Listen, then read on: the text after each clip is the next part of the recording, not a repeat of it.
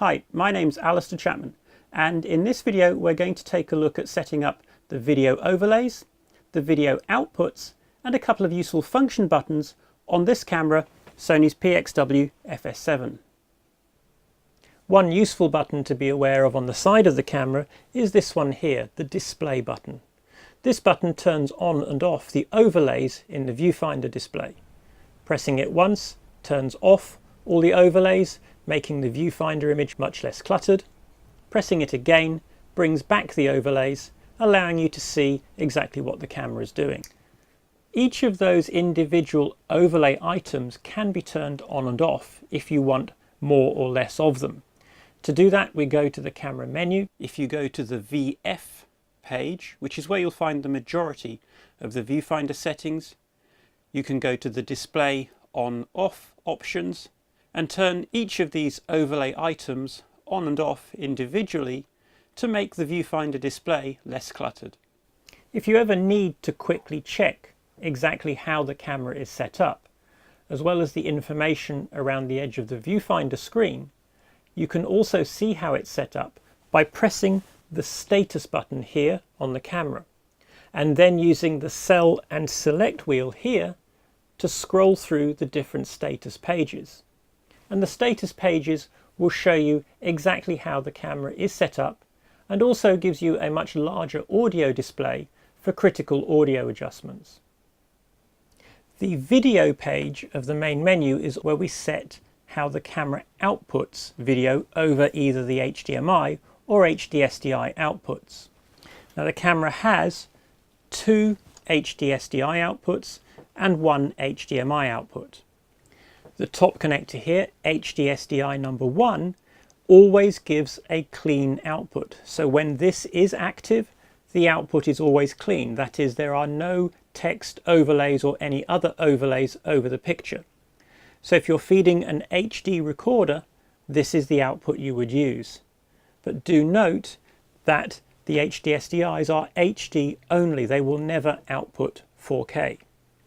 HDSDI number 2 can have overlays on or off, depending on how you set the menu in the camera. The HDMI output can output 4K, but if you're outputting 4K over the HDMI output, you can't also use the HDSDIs. Now, some of the output options do depend on the format that you're recording in. If you're recording in HD, then it is possible to have both an HD output on the HDMI and an HD output on the HDSDIs as well. If you're shooting in 4K, you can have either a 4K output on the HDMI with no output on the SDIs, or you can have HD over both the HDMI or HDSDIs. What you can't have is 4K on the HDMI with HD on the SDIs together. Now, with so many functions and features, the menu system on this camera is quite expansive.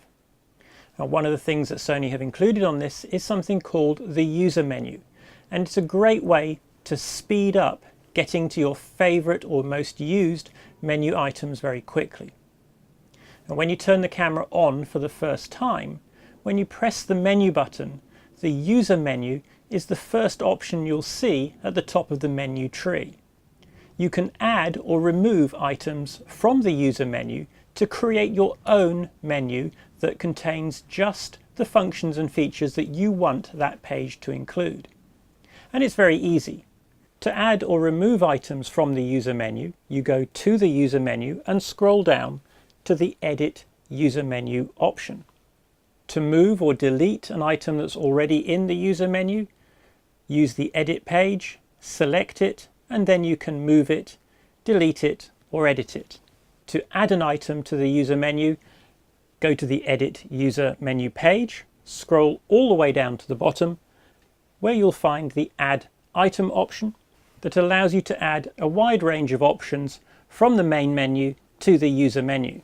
Selecting Customize Reset returns the user menu to the factory defaults.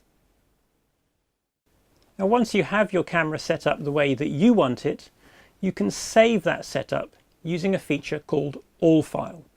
All files are a great way to switch between different camera operating modes. By saving a camera setup for 4K and S-Log and another one for S and Q motion at 180 frames per second, simply by loading the appropriate All file, I can switch the camera between these two very different modes. To use the All file, you'll need to have an SD card inserted into the camera. The first thing that you do is give the file a name.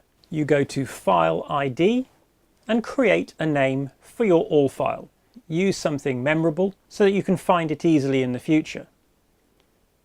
Once you've given your setup a name through File ID, go to Save to SD card, and this will allow you to save the file to the SD card. And you can save many All files to a single SD card and share them between cameras. To recall an All file in the future, go to the File menu again and go Load SD card. Then you will see a list of all the All files saved on the SD card. Simply choose the one you want and select it. It can take a few moments for the camera to reboot in some cases, but normally this is still quicker than having to go through all the menu settings again to set up the camera just the way you like it.